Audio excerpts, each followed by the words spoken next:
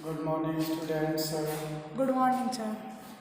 आज आप chapter number 3 11th class का पढ़ोगे। चैप्टर का नाम है समतल में गति। Chapter number first and second complete हो गया, उसके बाद थर्ड चैप्टर नंबर आता है समतल में गति। ठीक है ना। Motion in a plane, motion in a plane. समतल में गति, समतल में कौन कौन गति करता है? जैसे हम सभी, कोई भी bike, scooter, motorcycle, four wheeler, सभी समतल में, प्लेन नहीं करते। हमारा रोड कैसा है? एक तरह का समतल है। इसमें समतल में गति कैसे करते? कोई भी यहाँ पर मधुमक्खी बैठ गई, वो इस तरह से समतल में गति करती है। ठीक है ना। तो इसी के बारे में हम इस चैप्टर में पढ़ेंगे। सबसे पहले इस चैप्टर में आपको दे रखा है सदिश और अदिश राशियां। ठीक है ना। सदिश और अदिश राशियां आपने 9th क्लास में भी पढ़ी थी, अब 11th क्लास में आप पढ़ोगे। ठीक है ना। सबसे पहले हेडिंग हम लिखेंगे अदिश राशियां। अदिश राशियां,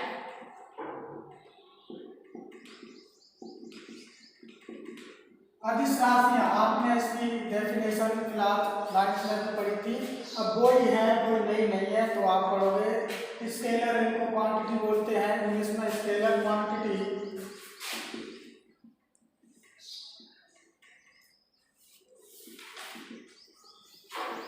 स्केलर क्वांटिटी, ठीक है ना।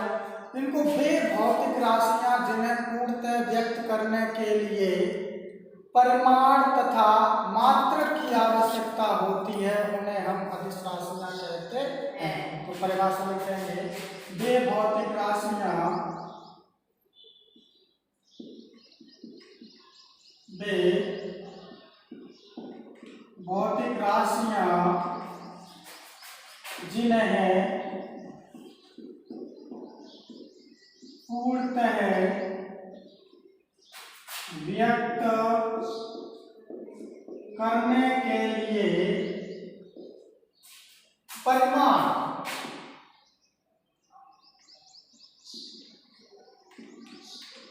परिमाण व मात्रक की आवश्यकता होती है, अदिश राशियां कहलाती हैं। अदिश राशियां कहलाती हैं। ठीक है ना। वे भौतिक राशियां जिन्हें पूर्णतः व्यक्त करने या निरूपित करने के लिए परिमाण तथा मात्रक की आवश्यकता होती है, अदिश राशियां कहलाती हैं। उदाहरण से आपको अच्छे से समझ में आएगा। उदाहरण द्रव्यमान, उदाहरण क्या है? द्रव्यमान।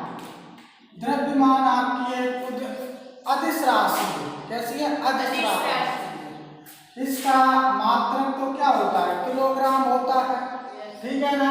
परिमाण भी होता है 5 किलोग्राम, 6 किलोग्राम, 8 किलोग्राम। ये क्या हो गया? परिमाण। ठीक है ना। अब सदिश राशियों को हम समतल में अभी निरूपित करना बताएंगे। ठीक है, किस प्रकार हम उनको निरूपण करते हैं। तो द्रव्यमान, घनत्व, घनत्व की कैसी राशि है? अदिश। ठीक है ना। समय, दूरी, आयतन, ये सब कैसी है? अदिश। कार्य, ये सब अदिश राशियां कैसी है? अदिश राशियां। ठीक है ना। इनका परिमाण होता है और मात्रक होता है। ठीक है ना। वे भौतिक राशियां जिन्हें पूर्णतः व्यक्त करने के लिए परिमाण व मात्रक की आवश्यकता होती है, अदिश राशियां कहलाती हैं। ठीक है ना। दूसरी हेडिंग है आपके सदिश राशियां। सदिश राशियां, वेक्टर क्वांटिटीज।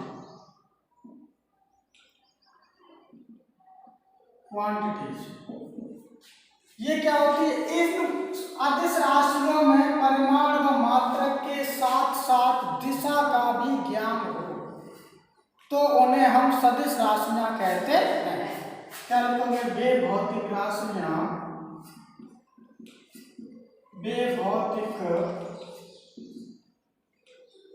राशियां जिन्हें पूर्णतः व्यक्त करने के लिए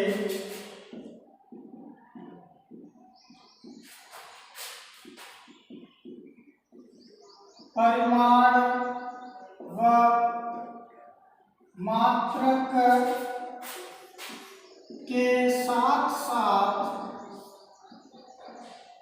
दिशा का भी ज्ञान या बोध हो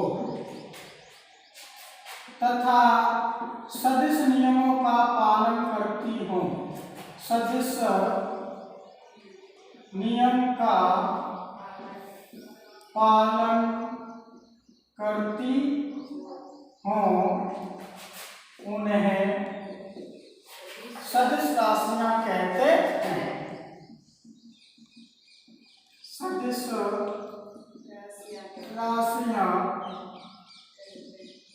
कहते हैं। ठीक है ना। उदाहरण के लिए आप विस्थापन, सबसे पहले विस्थापन, वेग, त्वरण, बल, विस्थापन, वेग, त्वरण, बल, जड़त्वारूढ़ आदि, ये सभी कैसी राशियां हैं? सदिश। विस्थापन हमको पता है, हमने आपको पहले वीडियो में बताया था, विस्थापन के लिए हमें दिशा की आवश्यकता होती है। विस्थापन क्या होता है? न्यूनतम दूरी प्रारंभ एवं अंतिम दूरी को विस्थापन है। इसी वेग से हमें पता चलता है कि हमको किस डायरेक्शन में जाना है, किस दिशा में चलना है। उसी प्रकार त्वरण, इसी प्रकार बल, हमको बल को पता लगता है कि हम किस पर फोर्स लगा रहे हैं। ठीक है, जैसे हम अभी इसमें लगा रहे हैं बोर्ड में, तो बोर्ड को पता है कि हम इस साइड में लगा रहे हैं, दिशा में लगा रहे हैं, तो इसमें दिशा का भी मात्रक होता है, परिणाम का भी होता है, मात्रक भी, तीनों चीजों की आवश्यकता होती है। दिशा की और परिमाण व मात्रक की, इन्हें हम सदिश राशियां कहते हैं। ठीक है ना।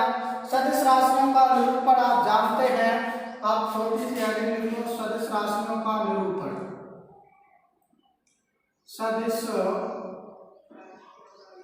राशियों का निरूपण। ठीक है। सदिश राशियों का निरूपण हम किससे सदिश को व्यक्त करते हैं? वेक्टर से व्यक्त करते हैं। किससे? वेक्टर से। इसको कहते हैं सदिश, जैसे सदिश का शीर्ष, इसको क्या बोलते हैं? शीर्ष। इसको बोलते हैं उच्च। और ये आपका यहां से यहां तक का क्या हो गया? परिमाण। क्या यहां से यहां तक की दूरी को क्या बोलते हैं? परिमाण। ये क्या हमको शीर्ष दिशा की डायरेक्शन दिखाता है। क्या दिखाता है? दिशा की डायरेक्शन। ठीक है ना। ये परिमाण, दिशा और ये, ठीक है ना। इसको जैसे लिखेंगे सदिश से लिखना, आपको जैसे लिखते हैं सदिश ए, इसको कैसे लिखोगे? सदिश ए, इस तरह से वेक्टर लगा के लिख दोगे या काल बड़े मोटे अक्षर में भी लिख सकते हो। हालांकि ये आपके अभी सिलेबस से हट गया है। ठीक है, पुराने सिलेबस में था आपका एक तक है बस। ठीक है ना। इसके बाद सदिश राशियां, सदिश और अदिश आपने पढ़ ली है, उदाहरण भी पूछ लिए। हर कंपटीशन में, किसी ना कंपटीशन में इनके एग्जाम्पल पूछे जाते हैं। ठीक है, 4 ऑप्शन दे देंगे, द्रव्यमान, घनत्व, समय, विस्थापन। बताइए इनमें से कौन सी सदिश और अदिश राशि है? तो आपको अगर ज्ञान है तो आप बता दोगे, अदरवाइज नहीं। इनको बहुत हर कंपटीशन में पूछा जाता है, किसी भी कंपटीशन में आप उठा के देख लीजिए, हर कंपटीशन में ये सभी पूछे जाते हैं। इसके बाद अगली हेडिंग आपके है स्थिति सदिश। क्या अगली हेडिंग है? स्थिति सदिश। ये आप नोट कर लीजिए और शॉर्ट स्क्रीन ले लीजिए, नोट्स आप अच्छे से व्यवस्थित तौर से बना लीजिए। ठीक है ना। अब अगली हेडिंग आपकी है स्थिति सदिश।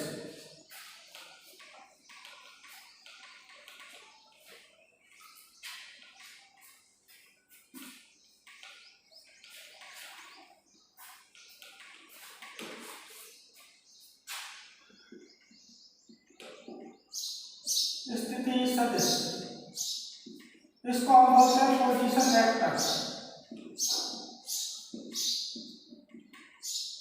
Position vector.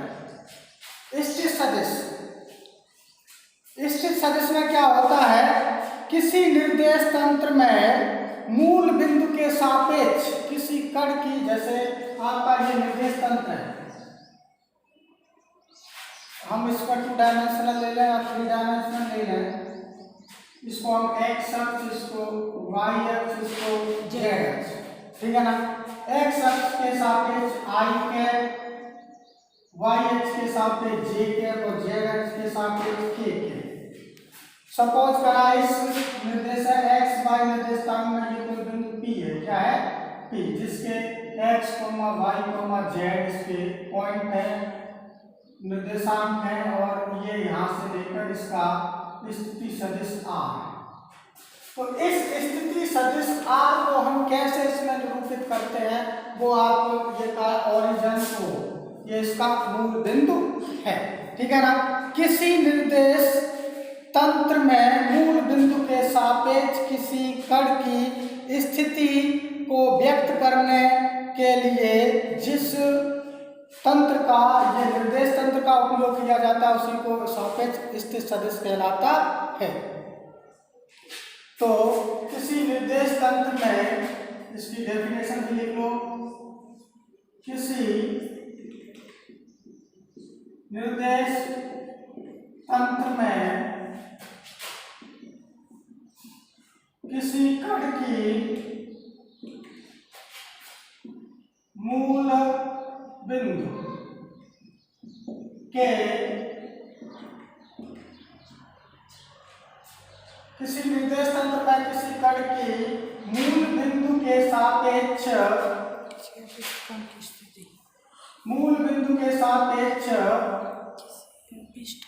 किसी अभीष्ट कण की स्थिति को व्यक्त करने के लिए, व्यक्त करने वाले सदिश को कण का स्थित सदिश कहते हैं,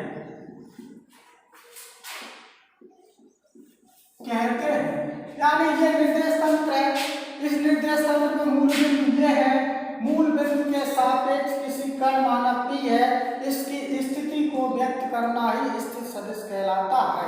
यानी इस पॉइंट में क्या, स्थित सदिश को हम वेक्टर R से डिनोट करते हैं, वेक्टर R बराबर स्थित सदिश P की स्थित कण P का स्थित सदिश, यहाँ लिख लो आप, कण P का स्थित सदिश, कण P का स्थित सदिश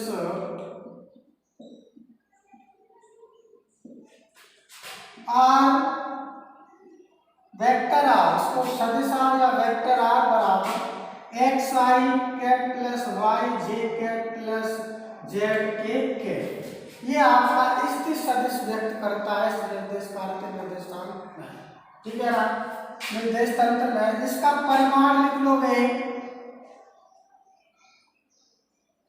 परिमाण को मोड लगाते हैं, तो मोड R इक्वल, इसको रूट में लिखेंगे x square plus y square plus z, ये इसका स्थिति सदिश हो गया, ये इसका क्या हो गया, परिमाण, ठीक है ना।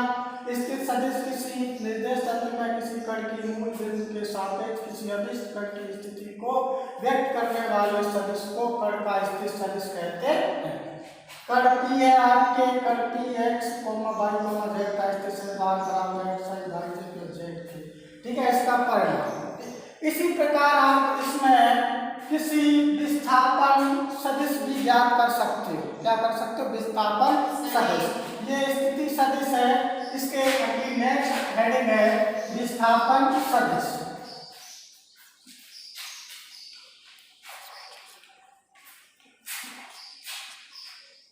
विस्थापन सदिश के लिए हमको दो कण मानने होंगे निर्देशांक इसमें निर्देशांक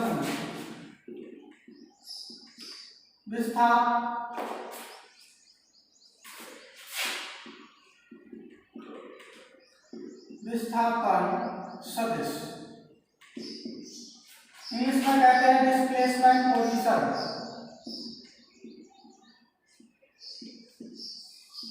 वेक्टर, डिस्प्लेसमेंट वेक्टर।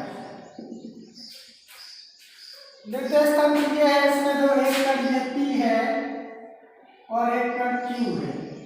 ये कण P है x1 y1 z1, ये कण Q है x2 y2 z2, और इन दोनों को मिलाने वाले इस सदिश को क्या कहते हैं? विस्थापन सदिश। ये r1 वेक्टर, इसका r2 वेक्टर, ये displacement delta r। Delta r को हम क्या बोलते हैं? डिस्प्लेसमेंट विस्थापन सदिश। कण P का इसमें लिखोगे कण P का स्थित सदिश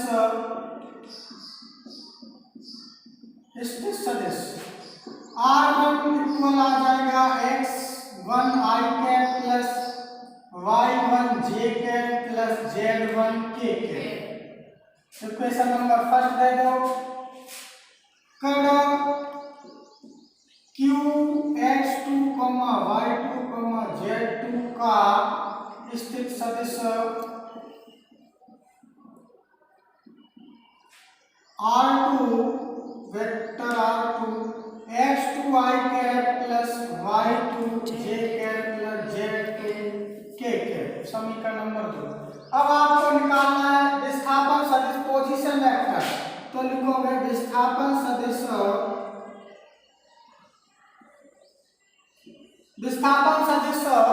डेल्टा r, या आप ऐसे लिख सकते हो pq, इसको क्या बोल सकते हो? pq, या डेल्टा r बराबर लिखोगे r2 minus r, r2 minus r। r2 की वैल्यू आपके है x2 i cap plus y2 j cap plus z2 k cap, minus चिन्ह क्वेश्चन में लिख दो x1 i cap plus y1 j cap plus z1 k cap. इसमें से i common ले लो तो क्या हो जाएगा? x2 minus x1 i cap plus y2 minus y1 j cap और प्लस z1, ये माइनस का हो गया था, z2 minus z1 k cap. ये आपका आ गया डेल्टा r विस्थापन सदिश। विस्थापन सदिश इक्वेशन नंबर 3। अब विस्थापन सदिश का परिमाण, विस्थापन सदिश का परिमाण इसी तरह से लिख दोगे delta mod delta r equal root